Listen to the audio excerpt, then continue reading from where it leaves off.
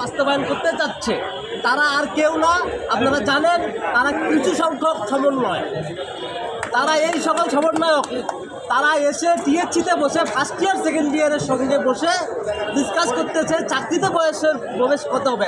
আমরা বিশ্ববিদ্যালয়ে আসার আগে জানতাম না যে আমার ডিপার্টমেন্টের সমস্যা কী, যখন বিশ্ববিদ্যালয়ে ভর্তি হয়েছি তখন জানছি আমার ডিপার্টমেন্টের সমস্যাটা কী। তো এখানে এসে আমরা জানলাম যারা এখন চাকরি বয়স কত হবে তারা মানে এটা আলোচনা করার জন্য বুঝতে হবে যে চাকরি প্রত্যাশী তারা, তাদের সঙ্গে বুঝতে হবে ফার্স্ট ইয়ার সেকেন্ড ইয়ার তারা কী বুঝে।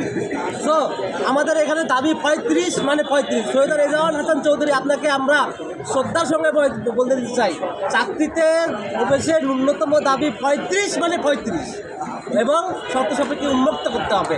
যদি এই ছাত্র সমাজের সাথে আপনারা যদি আবার আমাদের সাথে তামাশা করেন, প্রতারণা করেন এবং আমরা তান্ত্রিক জটিলতার যে একটা লাল ফিতা দৌরাত্মের মধ্যে ফেলে দেন, আমরা এই দাবি মানব না।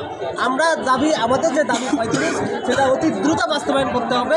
বিসিএসে যে সার্কুলার আসতেছে এই সার্কুলারের আগেই আমাদের দাবিটা বাস্তবায়ন করতে হবে।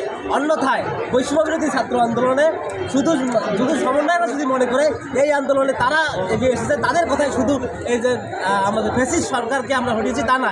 এখানে সকল রাজনৈতিক দল, বিএনপি, জামাত, সুশীল, সাংবাদিক সকলের সুস্পষ্ট সুপারিশ চাকরিতে প্রবেশের বয়স ন্যূনতম 35 এবং হচ্ছে যে আপনার সংস্কৃতি উন্মুক্ত।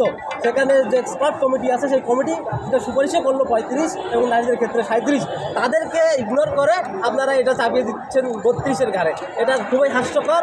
জাতি আপনাদের প্রত্যাখ্যান করেছে এবং সমন্বয়করা, যদি আমি বারবার বলতে চাই আপনাদের নিয়ে সমন্বয়ক কিন্তু একটা গালি পরিণত হয়ে গেছে, তারা যদি এই বিষয়টা নিয়ে আর বেশি বাড়াবাড়ি করে তাহলে আমরা যে 26,35,000 প্রত্যাশী আসি তারা হচ্ছে যে আপনাদের প্রতিরোধ করবে এবং আপনারা যদি এখানে বেশি নাক গলান আপনাদের বিভিন্ন ক্যাম্পাস থেকে অবাঞ্ছিত করতে হবে।